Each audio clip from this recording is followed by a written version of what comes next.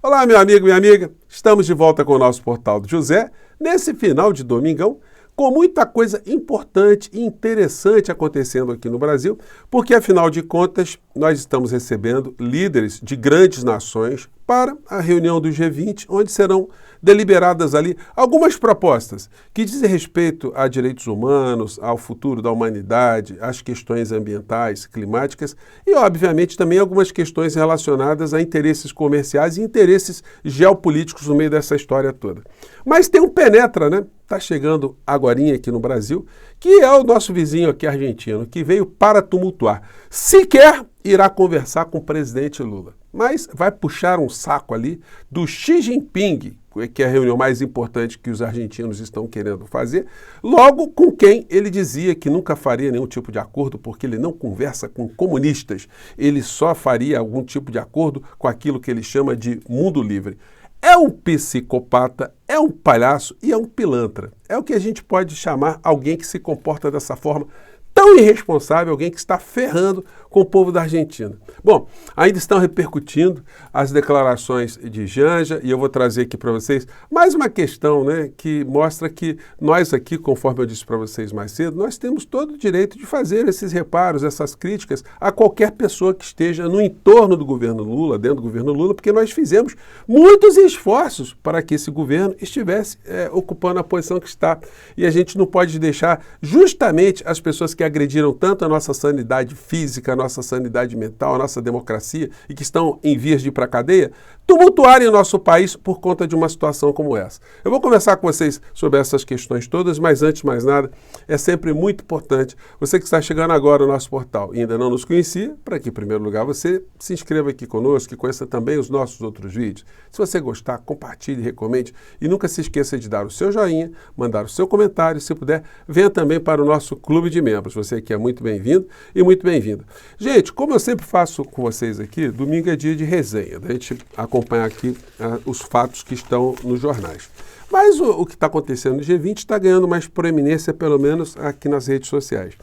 Mas eu quero chamar a atenção de vocês para um aviso que o Hélio Gaspari, que é um cara muito bem relacionado nas estruturas de poder aqui no nosso país desde sempre. Para vocês terem uma ideia, o Hélio Gaspari recebeu todos os arquivos do general Golbery Couto e Silva para fazer ali um trabalho sobre a história do nosso país. Foi a ele que foi confiado esse material todo. Então, é uma pessoa que conhece as entranhas do poder desde sempre. E ele está dizendo uma coisa aqui na coluna dele que serve como um alerta que a gente já fez aqui, mas ele sublinha esse alerta. Que pessoas como a figura do inelegível, uma vez pertinhos de irem para a papuda, saem fora, rapam, vazam do nosso país, fogem, viram foragidos. Diz a coluna aqui em relação ao Collor de Mello, mas é o roteiro dos covardes, né? De um conhecedor dos labirintos do governo Fernando Collor, ao saber que o STF manteve sua condenação a 8 anos e 10 meses de cadeia, restando-lhe apenas um recurso em liberdade. Abre aspas, ele vai se mandar. Então, muita atenção, muita lupa sobre o senhor Fernando Collor de Mello, porque esse assunto aí tem que ser enfrentado para inibir que outras criaturas queiram fazer a mesma coisa, né? O Bolsonaro já está meio preocupado com a Argentina porque o Poder Judiciário está remetendo para cá uma série de criaturas.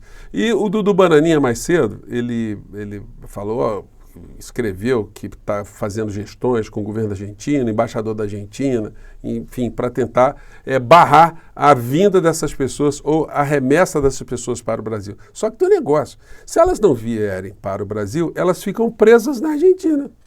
Qual é a diferença? Vai ficar preso lá, enfim, vão ficar numa cadeia, porque não tem essa de ficar livre, leve e solto lá, descumprindo decisão judicial, com o Tratado Brasil e Argentina, Tratado de Extradição, em vigor. Então, mas enfim, né? Como a gente está numa situação sui generis, onde uma coisa que o Milei está fazendo muito na Argentina é desrespeitar a legislação, de um modo geral, vamos acompanhar como é que está essa história. Ele está se achando, né? Bom, e aí uma coisa que está ganhando destaque também nesse encontro G20 é o Lula, de uma forma lateral, dizendo que a jornada de trabalho menor é uma coisa que faz sentido. A notícia aqui diz o seguinte: Lula pede jornadas de trabalho mais equilibradas. E olha só que coisa interessante, gente. O jornal O Globo, na área de economia hoje, na página 23, dá uma notícia muito boa, né, para quem está nessa batalha, está nessa campanha. Que esse experimento de se trabalhar 4 dias da semana foi feito experimentalmente em Portugal e o resultado está sendo muito positivo. Empresas adotam semana de 4 dias após teste em Portugal. Projeto piloto resultou em maior satisfação de trabalhadores, sem queda na produtividade, mas o nó está na reorganização. Bom, reorganizar é o menor dos problemas. Que se todos nós tivermos que pagar um pouco mais na prestação de serviços, quando você vai no restaurante, você pagar um pouquinho mais, pagar 10%, 5% a mais, você vai fazer, utilizar alguma prestação de serviço, você pagar um pouquinho mais, para que o trabalhador tenha uma saúde mental, uma saúde física, um melhor bem-estar, qual o problema disso? Isso acontece nas nações civilizadas, gente. Quem viaja para fora do Brasil, você vai para os países europeus, você paga em euro e paga bonito.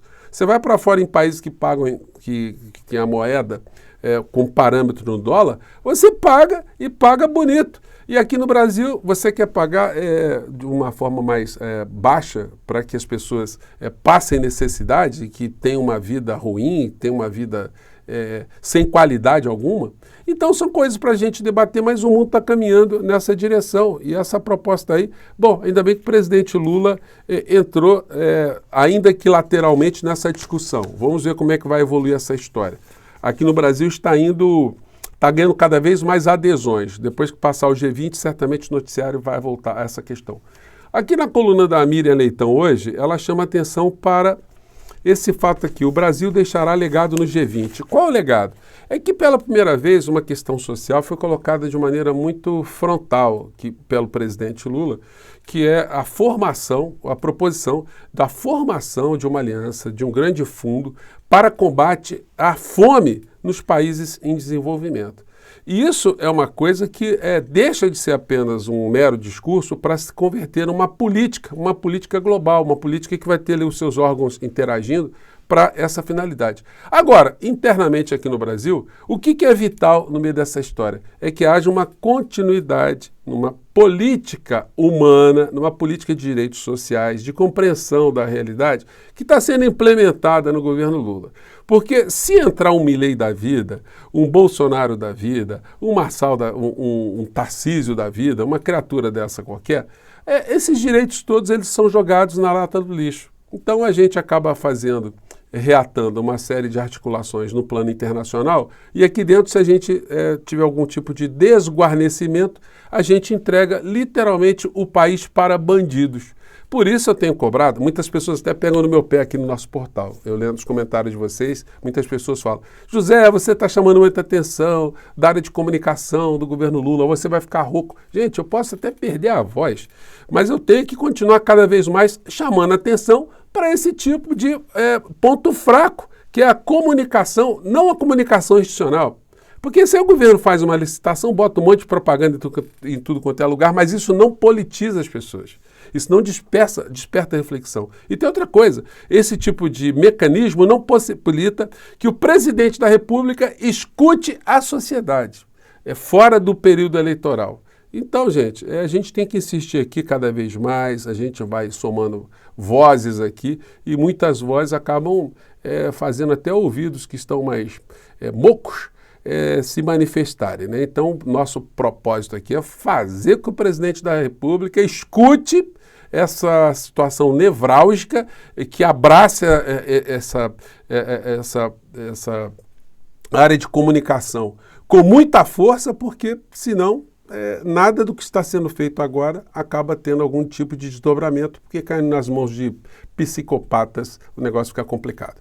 E aí ainda está repercutindo essa coisa da Janja que ela disse, mas enfim, gente, isso fica mais no nosso campo da percepção ética de como devem se comportar pessoas numa república do ponto de vista da racionalidade.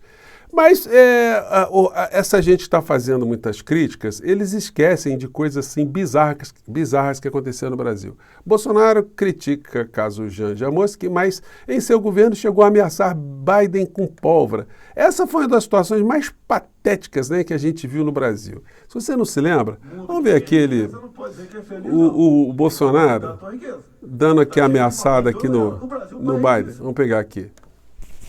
Assistimos há pouco aí um grande candidato à chefia de Estado dizer que se eu não apagar o fogo da Amazônia, levanta barreiras comerciais contra o Brasil. E como é que nós podemos fazer frente a tudo isso? Apenas a diplomacia não dá, né, Ernesto? Que quando acaba a saliva, tem que ter pólvora, senão não funciona. O Bolsonaro dizendo que se os americanos fizessem alguma sanção contra o Brasil, que, olha, acabou a saliva, vai pólvora. Gente, é uma coisa bizarra, né? Enfim. O inelegível foi numa igreja hoje, mas ele vai na igreja, coloca aqui no Twitter dele, no X, mas não vai para rezar, né? Vai fazer política. Tem gente que ainda acredita que esse homem tem um pingo de religiosidade na alma dele. Declaração final do G20 tem acordo entre países, mas a Argentina atrapalha. Milei divulga a agenda de reuniões bilaterais do G20 no Rio, com Xi Jinping e sem Lula. E o Palácio do Planalto também não fez divulgação de absolutamente nada. Então, essa gente está ficando sem assunto lá e está ficando sem assunto aqui. Aqui, os patetas da extrema-direita estão levantando a seguinte situação. Vejam só. O pugilista ganhou um prêmio ontem, numa luta, e fez homenagem a Trump. Aí o texto é: incrível, Donald Trump aparece em luta épica e recebe cinturão do maior lutador da história. Aí o lutador, né? Quando a gente percebe que realmente faz ele aqui ganhou um voto popular com muito mais votos. O lutador faz uma presepada, né? Aí vai, ó, aí fica todo feliz. Agora é o seguinte, né, meu amigo? O Trump foi aquele que, quando morreu o George Floyd, ele achou bacana baixar a porrada, jogar bomba, né, nas pessoas que estavam se manifestando para que isso não acontecesse novamente. E quando ele foi chamado para dar uma entrevista sobre esse assunto, olha a sensibilidade da criatura que vai tomar posse lá, né? Trump lamenta a morte de George Floyd, mas pondera que mais brancos são mortos por violência policial. Gente, nos Estados Unidos, um negro tem 3,5 vezes mais chances de morrer na mão da polícia do que um branco. No entanto, a gente vê o pugilista aqui todo feliz, todo serelepe, alegre aqui. Pugilista milionário, diga-se de passagem, né? Fazendo aqui uma farofa aqui pro senhor Donald Trump, né? Vocês vejam que tem muita gente que anda perturbada em todos os níveis, em vários cantos desse planeta. A nós compete aqui manter a nossa sanidade mental e cada vez mais a gente juntar mais pessoas aqui para poder fazer essa resistência como nós fazemos aqui no nosso portal, né? Bom, eu fico por aqui mais uma vez, um grande abraço, até o nosso próximo encontro. Tchau!